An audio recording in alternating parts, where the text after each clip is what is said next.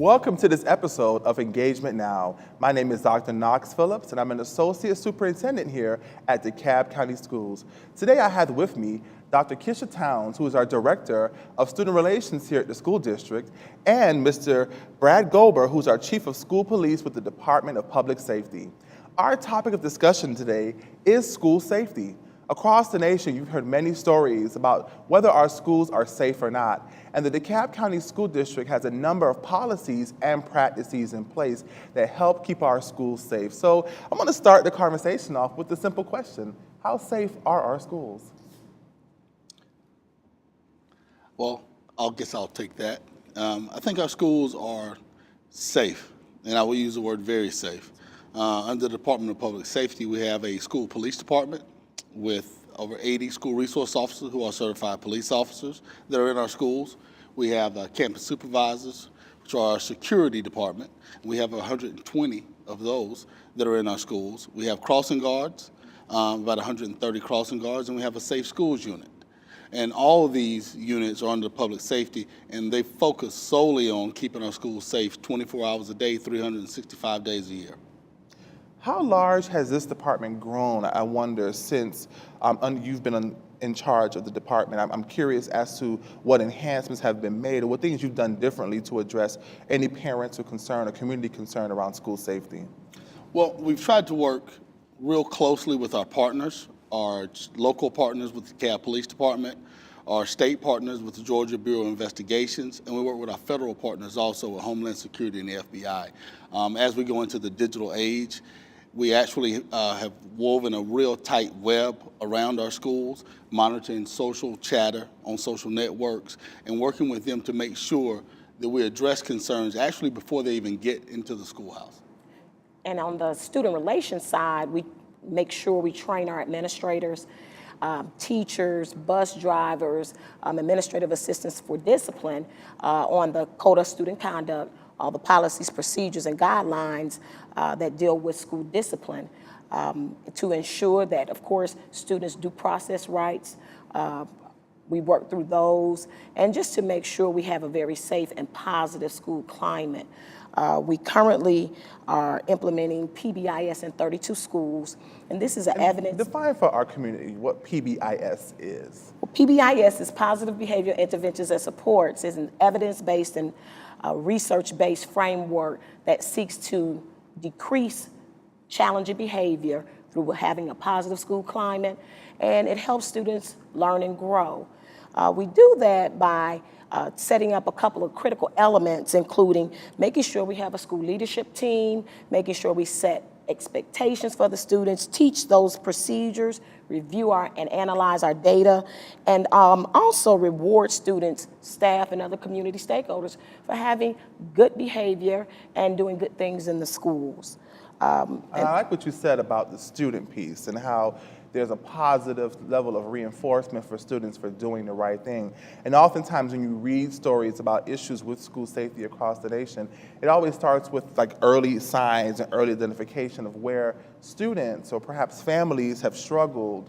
And a lot of times these events have come from those struggles. So I'm curious if you all can speak to what we're doing more to help educate our students and really identify those early signs perhaps of trouble among children before it ever escalates to a point where school is unsafe. Well, right now I know we have a program called Check and Connect, which is an awesome program that identifies students who are being disengaged from school, maybe deciding to drop out of school. So it allows the student to create a relationship with a mentor in the building where they check in with that mentor based on, their behavior, their grades, their social experience in school. And then when they connect with the student, they connect by way of making sure they're having a great day in school, making sure things are okay at home, making sure their social experience in school is positive. And so we have that. We have restorative practices where students make mistakes. They're learning and growing. The purpose of discipline is to correct behavior. So when they make mistakes, restorative practices is there to ensure that they are restored back to their community, that those relationships are restored forward and we can maintain a positive school climate and culture. So we have that. We also have a summit we have each year called My Brother's Keeper, Our Sister's Keeper. Was that now, My Brother's Keeper, that's a national initiative? It is a national Okay. initiative. It began with President Barack Obama, and we're just excited that we're continuing the effort. We bring several middle school and high school students together to discuss topics of their interest. To ensure that we are engaging our students. And by engaging our students, we maintain a positive community as well as a school. Our school is an extension of the community, so we want to make sure we engage our students as well as our parents and other community stakeholders to ensure a positive district. How do we engage our families in the process of school safety? And so I know you do a lot of work, Chief Gober, in working with families, trying to help students and their families find their way through some of these issues, but also the topic of school safety. How do we ensure that our community and our families feel empowered and understand how they can contribute to the safety of a school? Well, what we've done also is join the national campaign with See Something, Say Something. Okay. And we See something, say something. Okay. See something, say something. Okay. And that's just not students, that's parents, that's stakeholders. You know, a lot of times we hear where parents may have seen a child's friend exhibit some behavior where they may be in crisis, but they didn't know who to turn to or who to go to.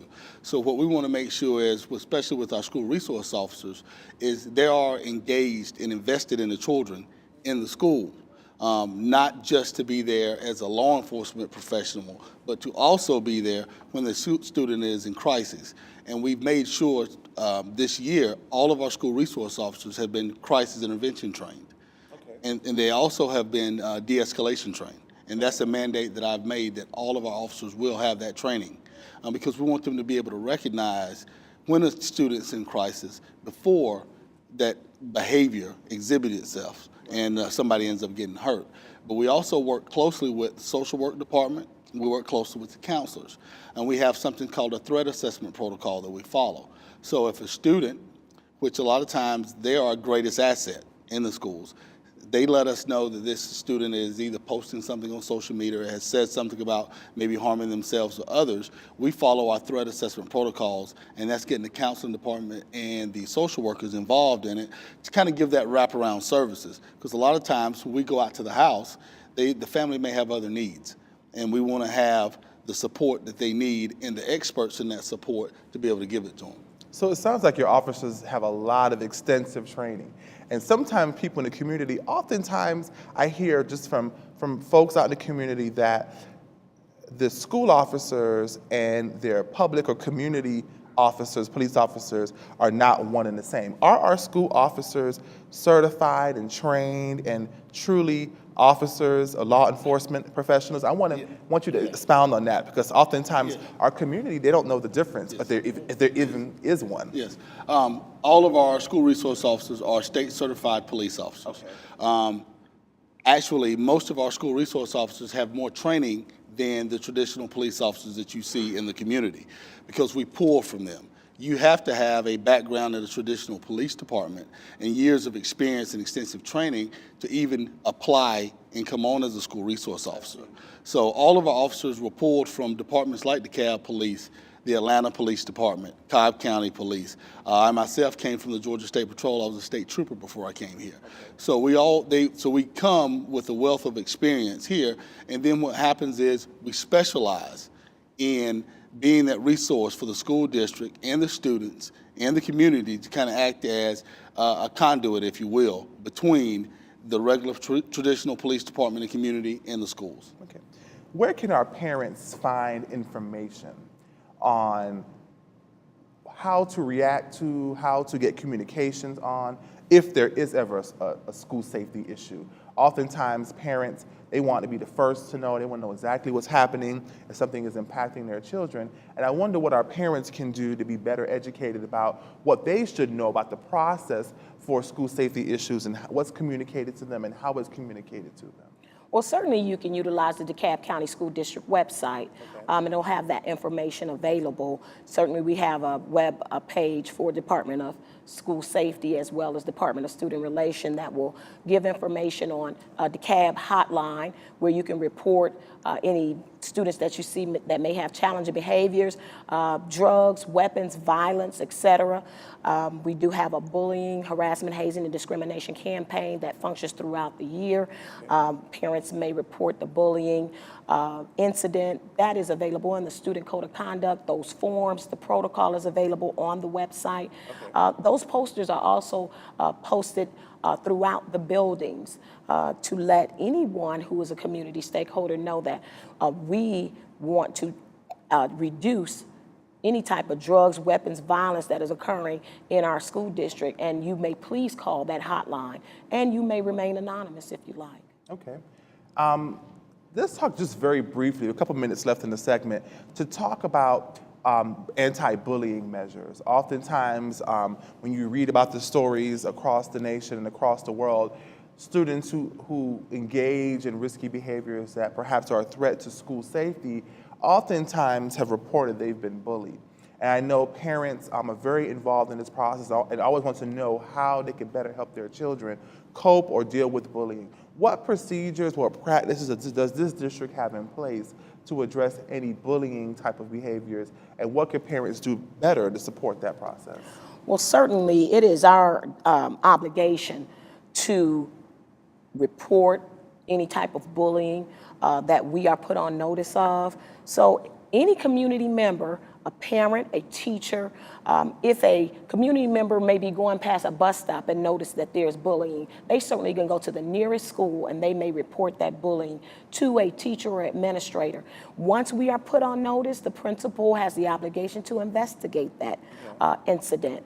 And there is a measure of protocol that we follow, again, that's listed in the Code of Conduct, to ensure that we do our best to find the student that is who has this allegation made against them, also the target, the student who is being bullied, and we investigated. We put parents on notice to let them know what is actually happening. We do follow-up once we determine whether it's founded or unfounded. We may give a consequence. And we do follow-up and aftercare with both the student who has been alleged of the bullying as well as the target. Because again, we want to make sure our students, staff, and other community stakeholders come into a safe, positive learning environment each day. Okay. And that information, parents receive the Code of Conduct, as I understand it, when they enroll their child, and the student goes through some level of introduction to it, as well as the family. So it's something that the parents can look at, and I know it's available in multiple languages. Yes, I do recall that. So anyone who has access to it can learn about how school safety issues are addressed. Absolutely. During the school day. On each school website, you will find that Code of Conduct, and it is translated in the top 10 languages. And if that language isn't available for the parent, we will do our very best to ensure that it is available in their language. Those are excellent resources. And at this time, we're going to hear from our parents about their experiences with school safety and what they've been doing to help empower themselves and their children to be safe, to report issues at school, and be advocates for safer schools. I feel confident that if and when there is an emergency here at Dunwoody High School, that the administration will be getting in touch with me in a timely manner. Well, for school safety here, we are a really tight-knit community, so we work to keep each other safe. We keep our eyes on each other's kids. We know each other as parents, so we work together as a community to help our school safety so DeKalb County school system stays extremely safe. We follow all the rules and regulations to make sure that the building is safe, but as parents, we look out for each other. School safety is on all of our minds right now, but we do feel confident in our administration's communication with us and our teachers' training to make sure that our children are as safe as they can be. Our policies are known and enforced by our security team.